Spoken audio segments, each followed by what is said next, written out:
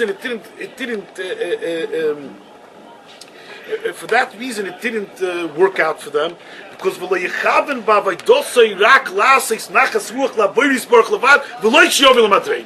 that when a person is engaged in divine service, he should have in mind not to come to madrege.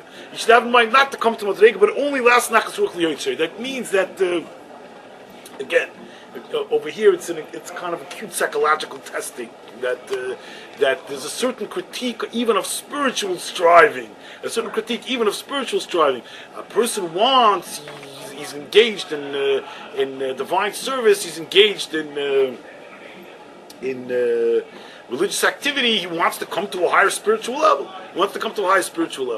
So here it says that even that striving is tainted, because that's for yourself. That even if a person says, I want to be a tzaddik like that tzaddik, I want to really be a tzaddik, I want to be on a level to do this and to do that, the demand is ultimately not to look at it like that. The demand is ultimately only to do what one does for the sake of pleasing God. Only to do what one does for the sake of pleasing God.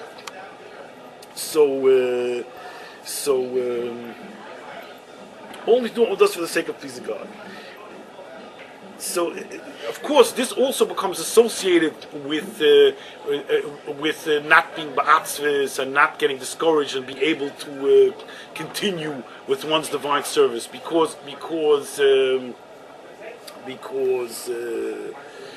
like I once said, that the Gemara says that a Baskel came out that said Shuv Banim Shevam Chutz Me'acher. Shuv Banim Shevam Chutz Me'acher,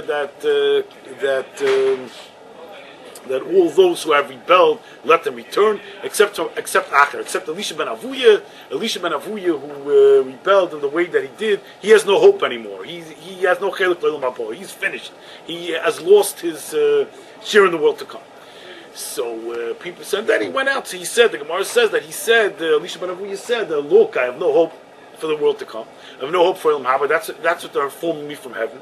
So I have no hope for Elam Haba. That's what they're informing me from heaven. So I might as well enjoy Elam Hazard. That's all I have. So he went to enjoy Elam Hazard. So some people ask, so all the sins that he did after that, what's the complaint against him? They informed him from heaven that he was doomed. They informed him from heaven that he was eternally damned. So why shouldn't he at least have a good time? I mean, the logic seems airtight. The logic seems sound. I mean, they informed him from heaven that spiritually he's finished. So why shouldn't he at least enjoy this world physically and so on? So there's a Chassidus teretz that goes like this. The Chassidim say, what do you mean? You're not supposed to serve God. You're not supposed to do everything that you do because you're going to get a Olam Haba. You're not supposed to do what you're going to do because you're going to be able to attain some spiritual level. You're only supposed to do, ultimately supposed to do what you're supposed to do because God commanded it and it's pleasing unto God. If you're Acher, you're Elisha ben Avuya, and you're standing here and you've lost everything, but it's not about what you're going to get ultimately in any sense. But of course, this ties back to the business of atzvus and discouragement, because if a person is thinking, what kind of spiritual level am I on? And what kind of spiritual level am I on? And where am I holding? Can I get anywhere? So of course, and it's very natural that a person should think that way. So if a person is thinking in that way, then of course it's quite easy to become discouraged. I sinned and I'm on a low level and so on. But if a person is thinking all the time that my goal is to be pleasing unto God, that can enable him to escape from the discouragement. The point is not whether I'm on this level or on that level. The point is not whether I am. In good shape or in bad shape. If I go now and I get all discouraged and I give up on things, that's because I'm thinking about myself. The motivation to give up on things and the tendency to give up on things is because I'm thinking about my own spiritual condition. If I'd really be thinking about being pleasing unto God, if that would be my entire goal, I would say to myself, why should I ever think about giving up on things?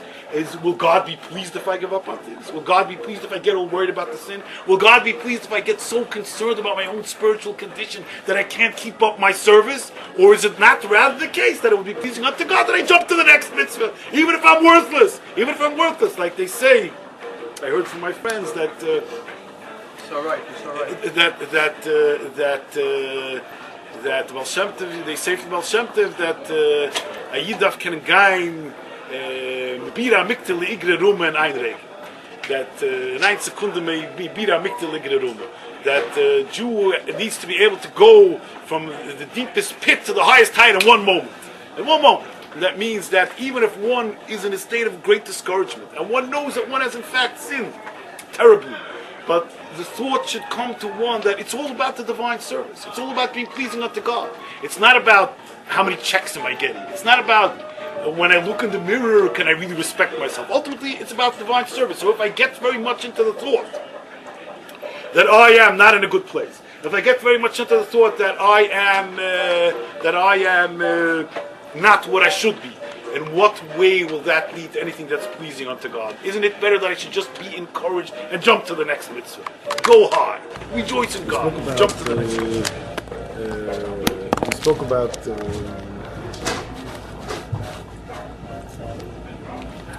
that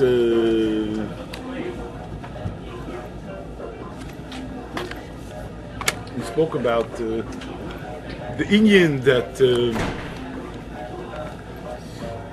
we say, the Chassidim say, we say that every person has certain, we say there's the avodah Shem, halos on its tzotzes, that the avodah, the divine service, in the inner understanding of it, there's a matter of halos on its tzotzes, uplifting the sparks, thus redeeming the world, uplifting the sparks of kedusha, the sparks of holiness and divine light that are imprisoned in materiality.